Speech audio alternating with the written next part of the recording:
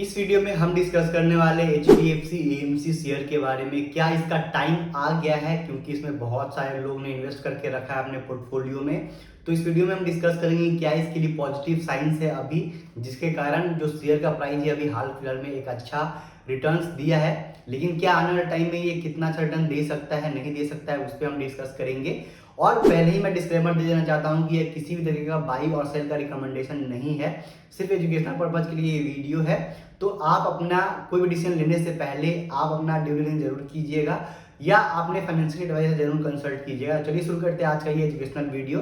तो HDFC AMC limited ये जो कंपनी है, फंडामेंटली अगर बात करें इस कंपनी के लिए तो फंडामेंटली बहुत ही स्ट्रांग कंपनी है। लेकिन पिछले 3 साल का जो रिटर्न्स अगर आप देखेंगे तो पिछले 3 साल में इसके कुछ भी रिटर्न्स नहीं है। तो रिटर्न्स बहुत ही म्यूटेड रहे हैं, नेगेटिव रिटर्न्स रहे हैं। क्योंकि 2018 में कंपनी जो लिस्ट हुआ था, लगभग जो प्राइस पे लिस्ट हुआ था 1748 के प्राइस पे लिस्ट हुआ था, जहां से कंपनी ने 2x का रिटर्न दिया। एक साल के अंदर ही कंपनी ने 2x का रिटर्न दिया। लेकिन उसके बाद से ही कंपनी एक प्रेशर में रहा और कंपनी हमेशा नीचे की तरफ ही रहा, यानी नेगेटिव से ही रिटर्न्स दिए हैं। तो रिटर्न्स कुछ खास नहीं रहे हैं। जबकि अगर बात करें फंडामेंटल्स के, तो कंपनी के जो फंडामेंटल्स है वो बहुत ही शानदार है। कंपनी का जो मार्केट कैप है, एक लार्ज कैप कंपनी है, एक जो जिस सेक्टर से आता है एक ग्रोइंग सेक्टर है, HDFC ग्रुप से आता है। तो कहीं से भी कंपनी खराब नहीं है, एक स्ट्रांग कंपनी है, एक स्ट्रांग लीडरशिप है कंपनी का, एक अच्छे सेक्टर में है, अच्छा मैनेजमेंट है। कंपनी का मार्केट कैप भी एक लार्ज कैप कंपनी है, सेक्टर बहुत ही अच्छा है जहाँ पे आपको ग्रोथ देखने के लिए मिलेगा अगले कुछ साल में। क्योंकि जो म्यूचुअल फंड का जो पेनिट्रेशन है हमारे इंडिया में वो बहुत ही ज़्यादा कम है। फंडामेंटल्स बहुत ही अच्छे हैं कंपनी की। अगर बात करें पी रेशियो के, तो 34 का पी रेशियो अभी है। ROC बहुत ही शानदार है, 32 का ROC है, और ROE रिटर्न ऑन इक्विटी 24% का है, तो बहुत ही शानदार है। डेट टू इक्विटी रेशियो भी नहीं है, जीरो है यहाँ पे। तो फंडामेंटल्स अच्छे हैं। वहीं पे देख लेते हैं कंपनी के जो रिजल्ट्स कैसे रहे हैं। अगर क्वार्टरली रिजल्ट की बात करें तो मार्च 2020 से अगर सेल्स देखें तो 476 करोड़ से यहाँ पे 541 करोड़ का सेल्स हो गया है मार्च 2023 तक। तो एक अच्छा खासा सेल्स में भी ज़्यादा डिसेंट ग्रोथ नहीं है, क्योंकि जो मार्केट है वो बहुत ज़्यादा वोलेटाइल रहा है। और ये मार्केट पे बहुत ज़्यादा निर्भर करता है ये जो सेक्टर है। क्योंकि जब मार्केट में जब निफ्टी ही अच्छा रिटर्न नहीं देगा, सेंसेक्स अच्छा रिटर्न नहीं देगा, जब मार्केट ही टोटल मार्केट ही डाउनवर्ड फेज में है, तो वहां पे इन्वेस्टर्स भी पैसे लगाने से बचते हैं। तो ठीक यही यही कारण रहा है कि जो सेल्स में जो रेवेन्यू में ग्रोथ रहा है वो ज़्यादा एक्सपोनेंशियल ग्रोथ नहीं रहा है, लेकिन डिसेंट ग्रोथ है। अगर वहीं प्रॉफिट की बात करें तो लगभग 250 करोड़ के प्रॉफिट से कंपनी का जो प्रॉफिट है 376 करोड़ का प्रॉफिट हो गया है मार्च 2023 तक।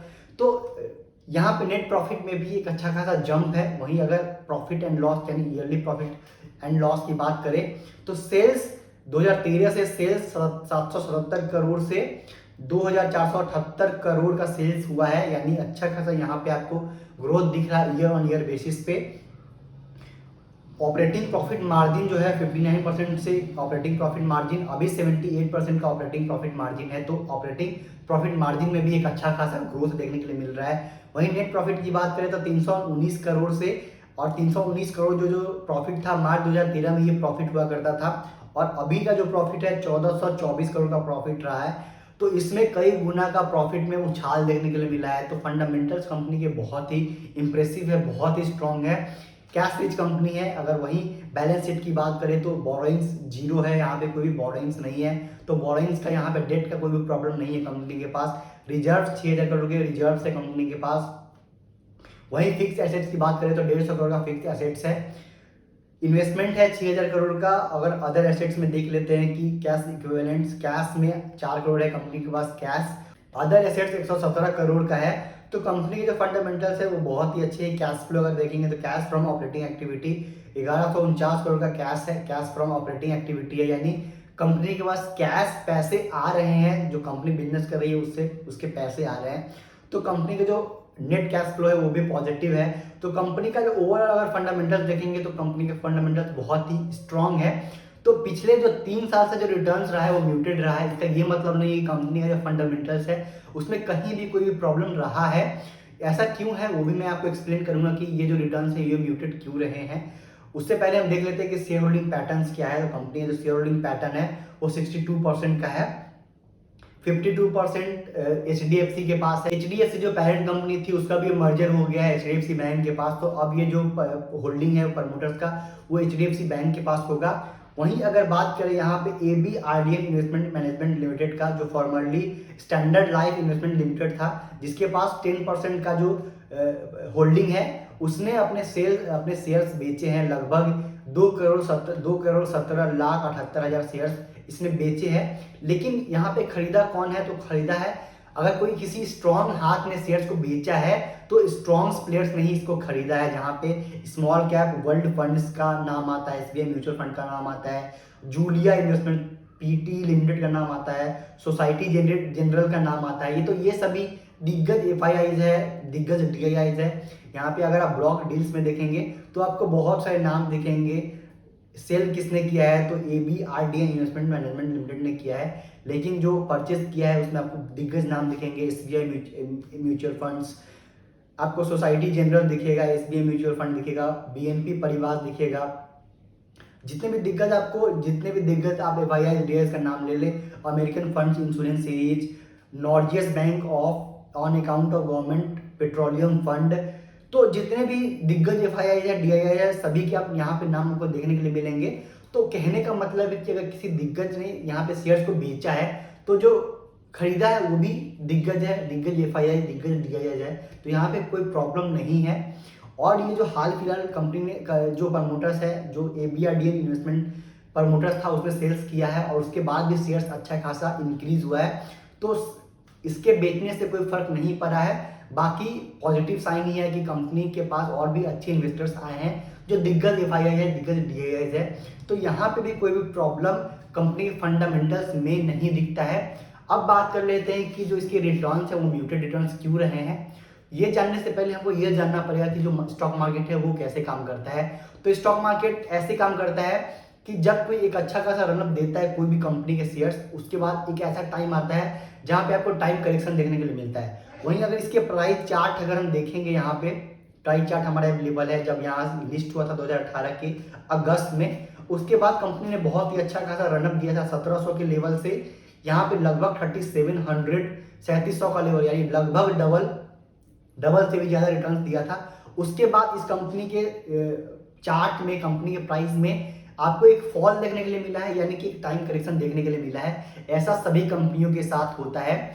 वहीं अगर बात करें जितनी भी अच्छी कंपनियां हैं, अगर आपके मन में एक सवाल होगा कि कंपनी के फंडामेंटल्स तो अच्छे हैं, प्रॉफिट में भी ज़्यादा खासा गिरावट नहीं देखने के लिए मिला है, उल्टा अच्छा कंपनी ने अच्छा रेवेन्यू भी जनरेट किए हैं और अच्छा प्रॉफिट भी जनरेट किया है, तो शेयर प्राइस में गिरावट क्यों? तो मार्केट ऐसे ही वर्क करता है, मार्केट ऐसे ही काम करता है, क्योंकि कोई भी कंपनी का शेयर हो या कोई इंडेक्स हो सिर्फ ऊपर नहीं जाएगा। मार्केट हमेशा ऐसे काम करता है, एक बार ऊपर गया फिर वो नीचे आता है, प्राइस थोड़ा बहुत टाइम करेक्शन होता है, थोड़ा बहुत प्राइस करेक्शन होता है, उसके बाद फिर से वो अच्छा रनअप करता है। तो ठीक ऐसा ही इस कंपनी के साथ भी हुआ। मार्केट का जो इंडेक्स है, जो स्टॉक मार्केट इंडेक्स है, निफ्टी सेंसेक्स बोल लीजिए, उसने भी इस पिछले 2 सालों में जब कोरोना क्रैश हुआ था उसके बाद एक बहुत ही अच्छा रिटर्न आपको देखने के लिए मिला। उसके बाद म्यूटेड रिटर्न है 1-1.5-2 साल में। तो इस कंपनी, इसका भी जो डायरेक्ट लिंक है वो स्टॉक मार्केट से है। तो जब भी स्टॉक मार्केट अच्छा रिटर्न्स देगा तो ये कंपनियां भी अच्छा करेगी, क्योंकि मार्केट में पैसा आएगा। मान लीजिए अभी मार्केट ऑल टाइम हाई पे है, तो यहाँ से अगर मार्केट और भी ऊपर जाता है तो इन कंपनियों के लिए एक पॉजिटिव साइन होगा, उस पर भी हम आएंगे। लेकिन जो कंसोलिडेशन का फेज होता है सारी दिग्गज कंपनियों के साथ होता है। अगर हम चार्ट देख लेते हैं, रिलायंस की अगर बात करें तो एक टाइम में रिलायंस इंडिया का नंबर 1 कंपनी है। अगर आप इसका चार्ट देखेंगे तो यहाँ पे 2009 का हमको डाटा अवेलेबल है, 2009 का चार्ट अवेलेबल है यहाँ पे। मई 2009 में लगभग 600 का प्राइस, 620 का प्राइस ने टच किया था रिलायंस ने। और अगर आप इसका प्राइस देखेंगे तो पिछले इस लेवल को क्रॉस करने में कंपनी ने लगभग 2017 का टाइम लगा, यानी 9 से 17 का टाइम लगा, यानी लगभग 8 साल का टाइम लगा कंपनी को जो प्राइस था वो टच करने में और उसके पार जाने में। कहने का मतलब है कि पिछले 8 साल में रिलायंस ने भी कुछ अच्छा रिटर्न नहीं दिया है। 2009 से लेकर 2017 तक की मैं बात कर रहा हूँ। तो ये एक ऐसा फेज था जहाँ पे प्राइस जो है वो कंसोलिडेट हुआ। बहुत ज़्यादा लंबा टाइम ले लिया था रिलायंस ने, तो यहाँ पे बहुत सारे लोग फंसे हुए होंगे, बहुत सारे लोगों का पेशेंस टेस्ट हुआ होगा, कुछ ने यहाँ पे बेच दिया होगा, कुछ ने होल्ड किया होगा। जिसने होल्ड किया होगा उसको आगे जाके जो रिटर्न्स मिले वो एक्स्ट्रा ऑर्डिनरी रिटर्न्स थे। तो ऐसे ही मार्केट काम करता है, ऐसे ही स्टॉक मार्केट में अलग अलग कंपनियां काम करती हैं। यहाँ पे आप देख लीजिए कि 2017 के बाद से 600 के बाद कंपनी ने लगभग 2 साल में लगभग या कंपनी डबल हो गया, डबल से भी ज़्यादा 1500 का लेवल टच किया था 19 में, यानी 2 साल में डबल से भी ज़्यादा हो गया। उसके बाद कंपनी ने और भी अच्छे रिटर्न दिए और अभी आपको जो रिलायंस का शेयर है वो 2500 के आसपास का दिख रहा है। वही अगर हम बात करें HDFC बैंक का, तो HDFC बैंक जो है पिछले 2 साल में अगर आप उसके रिटर्न्स देखेंगे तो पिछले 2 साल में रिटर्न्स म्यूटेड रहे हैं। HDFC बैंक हमारा यहाँ खुल गया तो यहाँ पे अगर आप देख सकते हैं कि फरवरी 2021 का जो प्राइस है 1630 रुपये है और अभी का जो प्राइस है 1673 रुपये है। यानी पिछले 2 साल में कंपनी ने कुछ भी खासा रिटर्न्स नहीं दिया है। तो ये होता है जब अच्छी कंपनियों के फंडामेंटल्स कंपनियों के अच्छे होते हैं, वहां पे टाइम करेक्शन होता है, मार्केट में कंसोलिडेशन होता है। तो ये कंपनियों के साथ होता है, चाहे कितनी भी अच्छी कंपनी क्यों ना हो। तो HDFC AMC में बहुत सारे रिटेल इन्वेस्टर्स ट्रैप थे, बहुत सारे लोग उसमें फंसे हुए थे HDFC AMC में, क्योंकि बहुत किसी ने 3000 के लेवल पे लिया था, किसी ने 2800 के लेवल पे लिया था, किसी ने 2600 के लेवल पे लिया था। मैं भी 2600 के लेवल पे लेके मैं भी फंसा हुआ था। मैं सोच रहा था कि सब कुछ कंपनी में अच्छा है, फिर भी कंपनी का जो शेयर प्राइस है वो अच्छा परफॉर्म नहीं कर रहा है। तो जब अच्छे कंपनी में आप निवेश करते हैं तो उसके साथ में आपको पेशेंस भी दिखाना होता है। जब कंपनी के फंडामेंटल्स अच्छे हैं तो उसके टेक्निकल्स में भी, उसके प्राइस में भी आपको आगे चल के अच्छे रिटर्न्स दिखेंगे।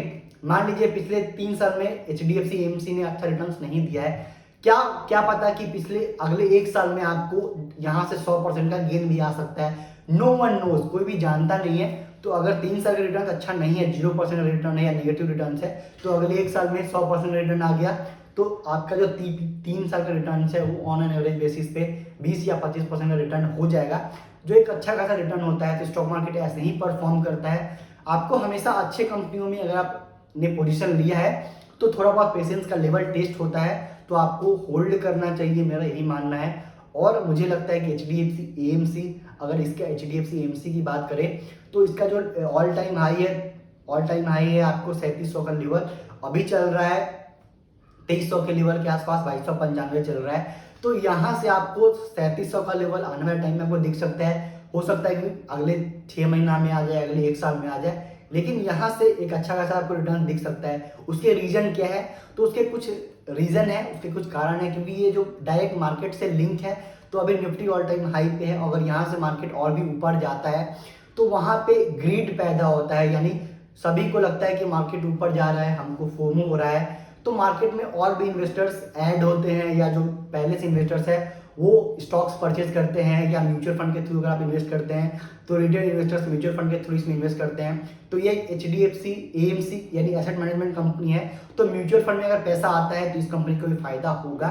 तो ये एक पॉजिटिव साइन है कंपनी के लिए भी। और पिछले 3 साल जो इसने कंसोलिडेट किया है तो ये भी एक साइन होता है कि आने वाले टाइम में ये एक अच्छा खासा रिटर्न दे सकता है। और हो सकता है कि इसने अपना ऑल टाइम का जो लो है, 52 वीक का जो लो है, अभी का जो 52 वीक का लो है वो इसने बना दिया है और आगे चल के ये अच्छा रिटर्न दे सकता है। अगेन किसी तरीके की रिकमेंडेशन नहीं है, सिर्फ एजुकेशनल पर्पज के लिए है। आप अपना ड्यू डिलिजेंस जरूर कीजिएगा, सिर्फ एजुकेशनल पर्पज के लिए, क्योंकि मैं एक सेबी रजिस्टर्ड एडवाइजर नहीं हूँ कि आपको एडवाइस कर सकूँ। ये मेरा हो सकता है कि बायसनेस भी हो सकता है, मेरा व्यू बायसनेस भी हो सकता है, क्योंकि ये मेरे पोर्टफोलियो में है। तो आप अपना ओपिनियन लेने के लिए, आप अपना एनालिसिस करने के लिए स्वतंत्र है। ये वीडियो सिर्फ एजुकेशनल पर्पज के लिए है। ये वीडियो कैसा लगा है जरूर कमेंट करके बताइएगा। ये वीडियो अगर आपको अच्छा लगा है तो इस वीडियो को लाइक कीजिएगा। ऐसी अगर और भी वीडियो चाहिए, अगर आप चाहते हैं कि मैं और भी कंपनियों के बारे में ऐसे ही एनालिसिस करूँ तो let me know in the comment section, उस कंपनी का नाम भी बताइएगा। यहाँ पे आपने इस वीडियो देखने के लिए बहुत धन्यवाद। ऐसे ढेर सारे वीडियो देखने के लिए चैनल को सब्सक्राइब कर लीजिए। जय हिंद।